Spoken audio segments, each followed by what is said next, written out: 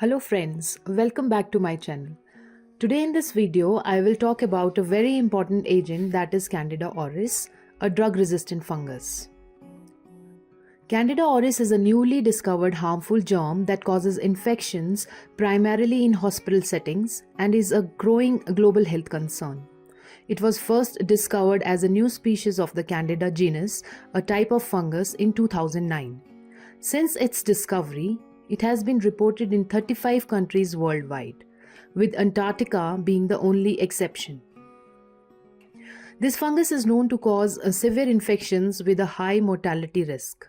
What makes it particularly concerning is its resistance to multiple antifungal drugs, showing varying resistance to those typically effective against other Candida infections. This growing resistance has been linked to the overuse of antifungal medicines like fluconazole. Due to its similarity to other yeast types, Candida auris is often mistaken for other species in routine identification tests.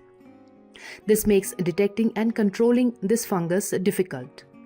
Genomic analysis reveals Candida auris has 12.5 megabase haploid genome with genes linked to drug resistance and biofilm formation.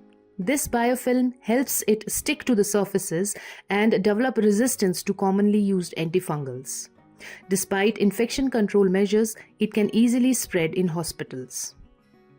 By March 2020, the US has reported 1,092 cases, mainly in New York City, New Jersey, and Illinois. In the US, all cases of Candida auris are mandated to be reported, which helps public health authorities track its spread. Culture. On Sabarod's agar, it forms smooth white to cream-colored colonies. On chrome agar, colonies can vary in color from pale to dark pink, sometimes even beige. Microscopic features. Candida auris is a budding yeast growing by producing new cells. These cells can exist singly, in pairs, or in groups and are oval or elongated in shape.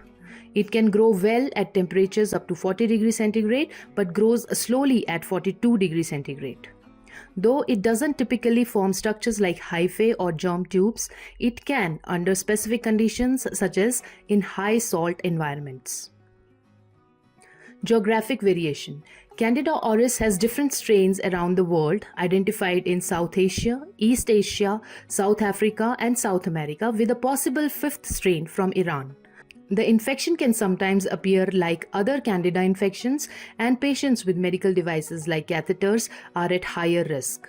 Candida auris can cause a variety of infections, including blood, heart, urinary tract, surgical wound infections, ear infections, and more. The yeast often colonizes the skin, forming a biofilm which can lead to infections. Now, what are the risk factors? Factors that increase the risk of Candida auris infections include having a central venous catheter, being immunosuppressed, having diabetes, or receiving broad-spectrum antibiotics or antifungal treatment in the last 30 days. Recent surgeries or ICU stays also increase the risk.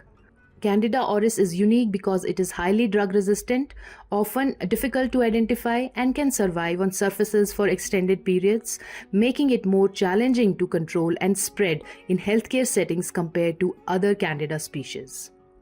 Testing. Diagnosing Candida auris begins with sample collection from various body parts. It can take 1 to 3 days for Candida to grow in lab test and an additional 1 to 2 days for identification. However, Candida auris is often misidentified due to its similarities to other species. Diagnostic methods. Matrix-assisted laser desorption ionization time-of-flight mass spectrometry (MALDI-TOF) is the most accurate method for identifying Candida auris, but it is not available in most of the hospitals.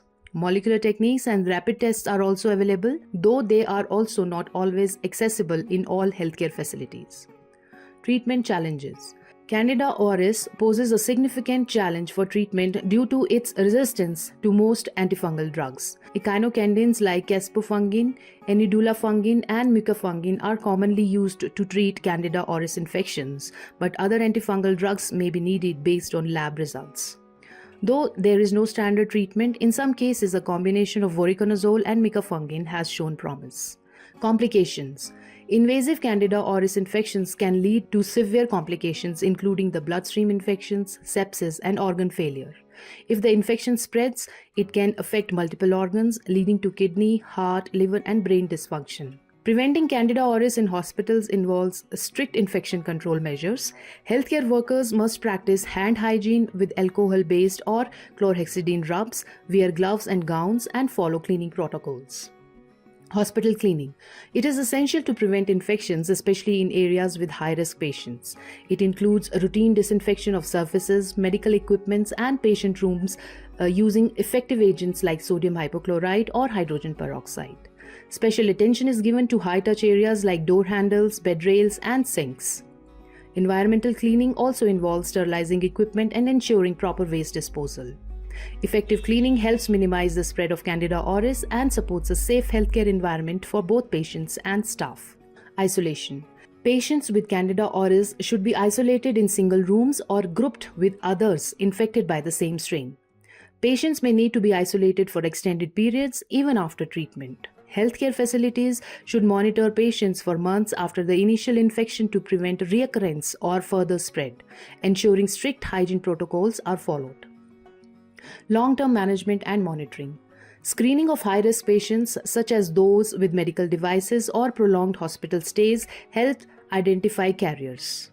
Patients who have been hospitalized for a long time or those in the nursing homes should be screened for Candida auris after their antifungal treatment ends. Negative tests over 1 week apart can allow them to leave isolation, ensuring effective management of the infection. Future strategies include new antifungal drug development, improving surveillance, and advanced diagnostics. Research into vaccine and alternative therapies, such as phage therapy, offers potential solutions. Ongoing global collaboration and stricter regulation of antifungal use will also help control Candida auris spread. So that was all for Candida auris. Thank you for watching. Hope you liked it. Like, subscribe, share, and comment. Do not forget to press the bell icon to receive notification of all such new videos.